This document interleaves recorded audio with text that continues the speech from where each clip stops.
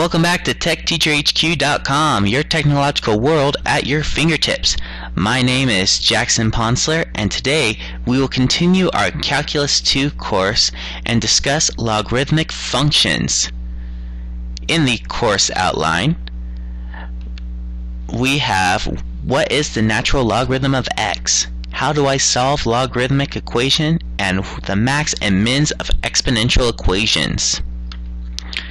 To answer the first question, what is a natural logarithm? The best way I can describe this is a natural logarithm is a reflection of the exponential function e to the x. And for people that don't know what exponential functions are, I recommend going back and seeing my other clips. There I explain better what exponential functions are. But the natural log of x, known as ln of x, is a reflection of e to the x, where e is a irrational number, 2.718. And the basic commonality between them is if I take the ln of an exponential of e to the x, I get x. And if I get e to the ln of x, it becomes x. So essentially I can have an equation, y equals e to the x, and it becomes ln of y equals x. And this is better explained here on this graph. Couple of keynotes for y equals e to the x. Y can never be 0 or negative, and at the point x equals 0, y equals 1. Similarly, for y equals ln of x, x can never be 0 or negative, and at x equals 1, y equals 0. These are important things for when we decide to solve for and simplify logarithmic equations. So how do I use the natural log of x to simplify e to the x? Well, here's an example. If I have 2 times ln of the square root of x minus ln of 1 minus x equals 2, how do I solve for x? Well, I would first combine the two logarithms, and I do that by first off getting it to an appropriate form. And there's a property where I can take, if there's a number in front of an ln, I can add it to the power that's inside the parentheses. So 2 to the ln of x to the 1/2 power becomes ln of x. So this simplifies to ln of x minus 1 minus x equals 2. And then I raise both sides to the e. So I have e to the ln of x minus ln of 1 minus x equals e squared.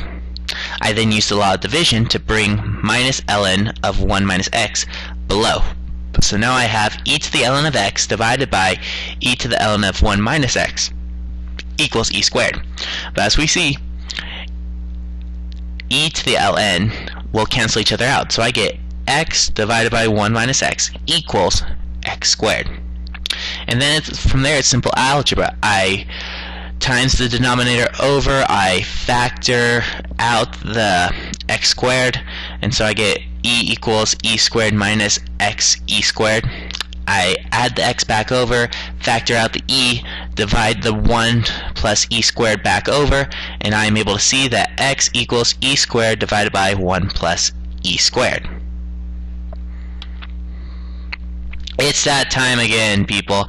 I do not have the music this time, but this is called stop, drop, and pause. I want you to take a few minutes, think of what I have taught up to this point, and solve this equation. If I have the function e to the x to the 3rd power times e to the 1 minus x equals 0, when is that possible? What value does x have to be? I'm going to give a hint. I want you to use the power of powers, the law of power of powers. And if you don't know what that is, look at my previous slides. But take a few minutes, see if you're able to solve what value of x will give you that.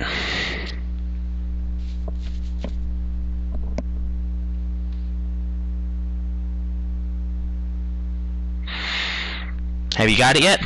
If not, pause the video and continue on your own. If not, we are going to solve it right now.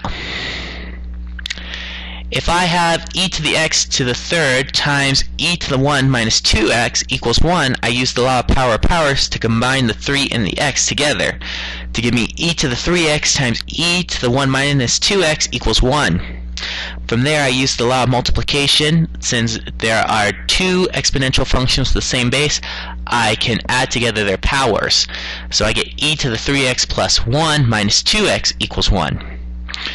And from there, I get e to the x plus 1 equals 1. I will then take the ln of both sides, and that cancels out the e. So that gives me x plus 1 equals the ln of 1. But as we talked about before, the ln of 1 equals 0. So that gives me x equals 0 minus 1. Or in other words, x equals negative 1. The last part of this lesson is going to be finding the max and mins of exponential functions.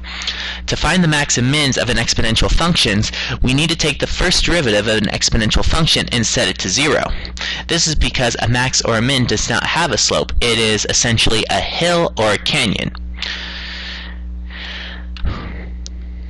And here's an example. If I have the function negative 2 plus x minus 3 squared times e to the x, I'm going to take the derivative of f of x.